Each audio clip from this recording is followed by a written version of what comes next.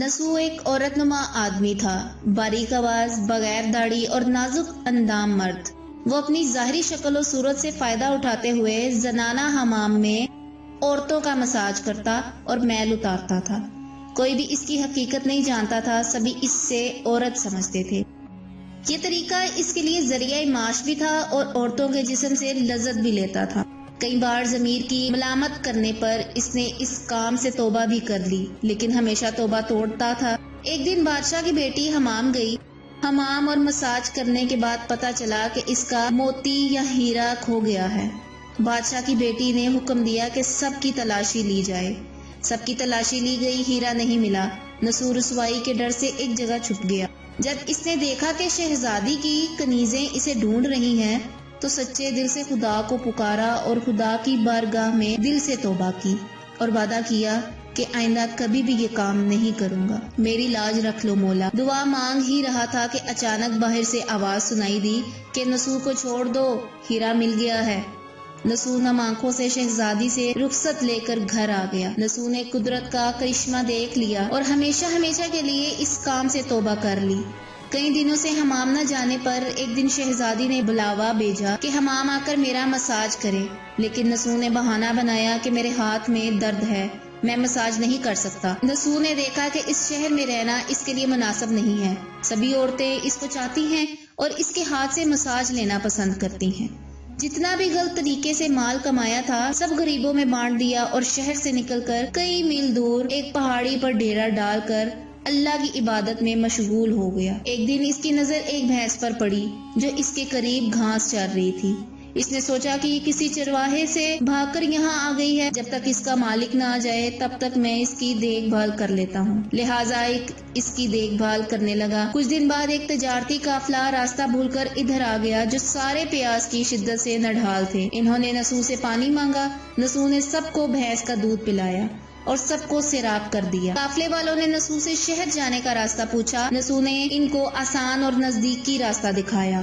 نسو کے اخلاق سے متاثر ہو کر تاجروں نے جاتے ہوئے اسے بہت سارا مال بطور تحفہ دیا۔ نسو نے ان پیسوں سے وہاں کنواں کھدوا دیا۔ آہستہ آہستہ وہاں لوگ بسنے لگے اور عمارتیں بننے لگی۔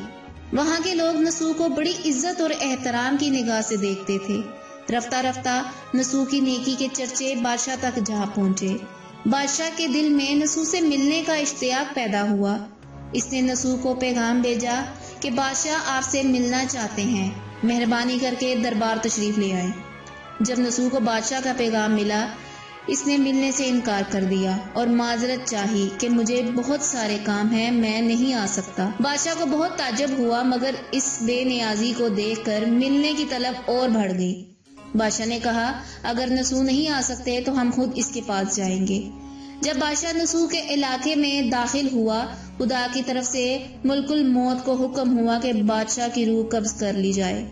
چونکہ بادشاہ بطور عقیدت مند نسو کو ملنے آ رہا تھا اس لیے نسو کو بادشاہ کے تخت پر بٹھا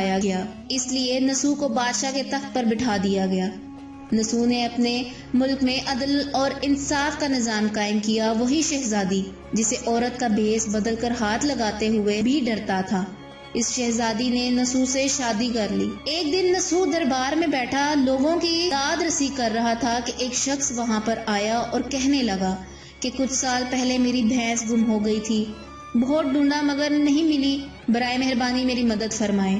نسو نے کہا کہ تمہاری بھینس میرے پاس ہے، آج جو کچھ میرے پاس ہے وہ تمہاری بھینس کی وجہ سے ہے۔ نسو نے حکم دیا کہ اس کے سارے مال اور دولت کا آدھا حصہ بھینس کے مالک کو دیا جائے۔ وہ شخص خدا کے حکم سے کہنے لگا اے نسو جان لو نہ میں انسان ہوں اور نہ ہی وہ جانور بھینس ہے، بلکہ ہم دونوں فرشتے ہیں، تمہارے امتحان کے لیے آئے تھے۔ یہ سارا مال اور دولت تمہارے سچے دل سے توبہ کرنے کا نتیجہ ہے، یہ سب کچھ تمہیں مبارک ہو۔ وہ دونوں فرشتے نظروں سے غائب ہو گئے۔ اسی وجہ سے سچے دل سے توبہ کرنے کو توبہ نسو کہتے ہیں۔